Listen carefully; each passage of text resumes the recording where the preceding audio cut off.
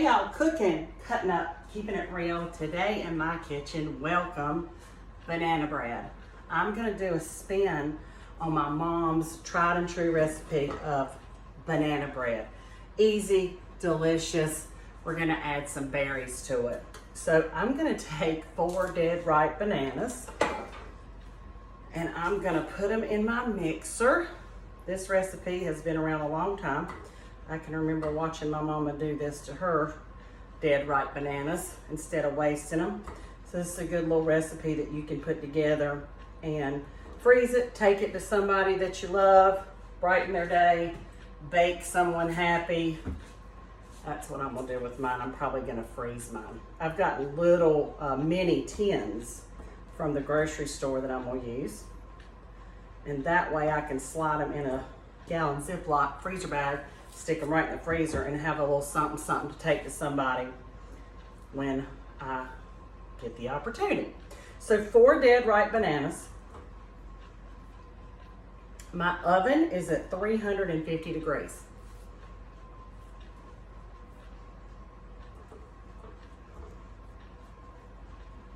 You can choose to add nuts to this if that's your thing.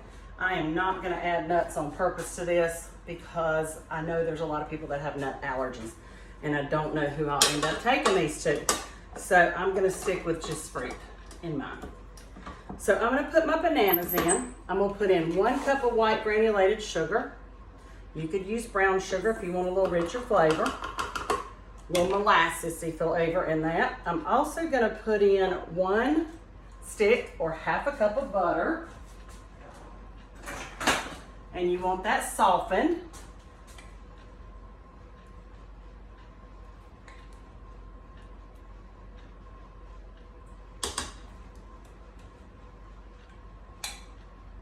Banana bread, this particular recipe is one of those recipes that I usually have the ingredients close by, whether it's in my pantry or at the Dollar General. Anyway, I'm gonna add to this, let's see, let me double check my recipe. Oh, a drizzle of vanilla bean paste. If y'all follow the page much, you know I'm a vanilla bean paste nut. I love it. I love it. You can use vanilla extract. You could even use maple extract or almond extract or no extract at all for this recipe. Okay, I'm gonna start by blending that up. And I'm gonna double check the recipe again. Half a cup of butter softened, 1 cup of sugar. All right, let me get my dry ingredients together here. I'm gonna measure 2.5 cups of all-purpose flour. If you are gluten-free, you can use a gluten-free flour for this recipe. No problem. You could actually, if you wanna make it really healthy, you could even grind up those steel cut oats. If you have a food processor that'll grind it up real fine for you, use that. But 2.5 cups of all-purpose flour. And you could put any fruit in this that you want. Strawberries, blueberries, bananas. You can make it your own. My half cup.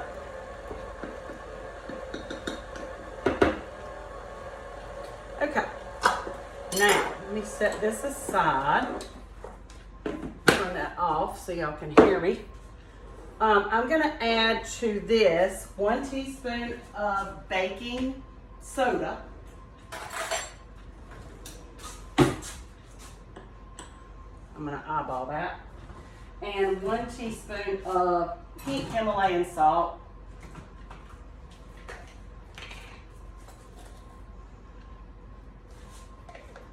Okay, now I'm also gonna add 3 tablespoons of ground flaxseed. Flaxseed's really good for you. It's an anti-inflammatory. You can look it up. I'm just gonna sneak that in here. There's about 2. Let's do 3. Okay, and I'm gonna get that sifted.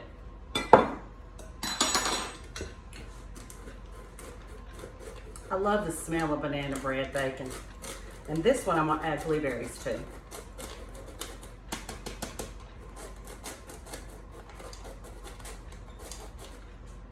Move that.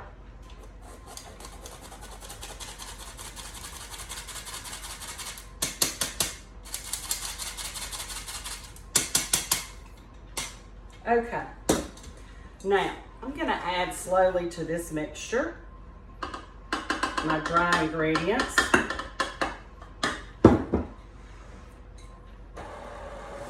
Meanwhile, I'm gonna take about a cup of blueberries and I'm gonna toss them in a little bit of flour, just a little bit so they won't fall to the bottom. I want them to kind of stay on the top or in the middle of the bread part. And this kind of helps give them a little bit of, I guess, grit so that they don't all fall to the very bottom. I'm just gonna stir that in gently. I don't wanna break my berries. We're gonna fold those in last.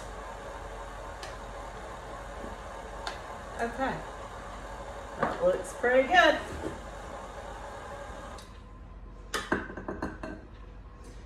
Now with this particular recipe, you don't want to mix it to death, okay? I'm going to add 2 eggs. Save those for the yard. I like to save my eggshells for around my flowers outside. Helps replenish the soil. Okay.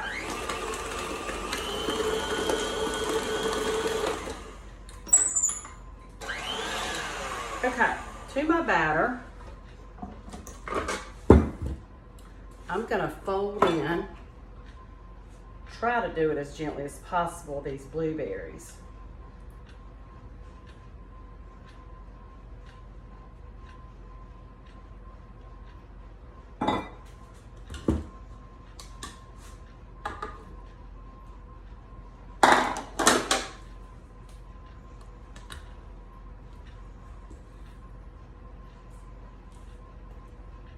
You could do pumpkin, you know, like we did 4 medium-sized bananas. You could do that same amount of pumpkin. And that season is coming up. Okay, that looks good. Let me show you what that looks like. Okay, all right. Now, let me make myself some room here.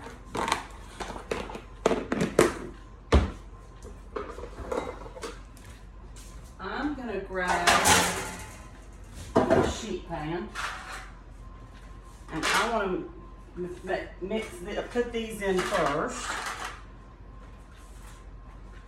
because they'll bake at the same rate. I'm gonna set my timer for 30 minutes, then I'm gonna check them. You want them to be brown on the top, and you want it to be done all the way through. Here is my spoon. Okay, I'm gonna use this spoon.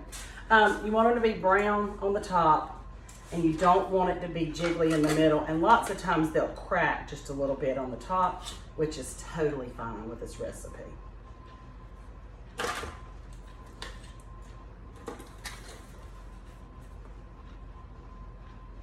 But what a great way to use your bananas. And you can take a little sweet treat with you. I did not spray these pans. Normally I do, to be honest with you, but they'll be fine in this pan because they'll just cut them and take it out anyway. Or they can dump it out. Once it goes to the freezer and then it thaws, they can dump it out on a plate and cut it.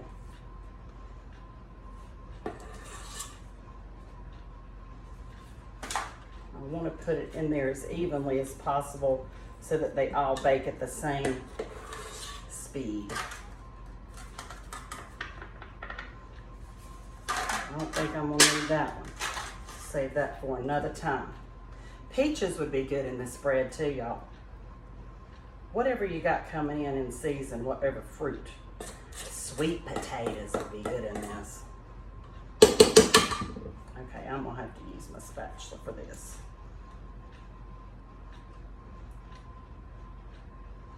A caramel drizzle on these would be good too. Or a bourbon drizzle, you know, like where you cook it on the stove and then the alcohol cooks out. It gives it a great flavor. Anyway, just some suggestions. They really don't need a drizzle, but if you want a drizzle, you could make a drizzle for this. Even just hot water and powdered sugar. Now I might do that just to give it a little drizzle on it. Okay, these are going into my oven, 30 minutes, and I'm gonna check them. Be sure to check them according to your oven how it bakes. Banana berry, my mama's recipe, banana berry bread. I'll show a picture of it when this premieres. As always, thanks for tuning in. Bake someone happy today. See y'all.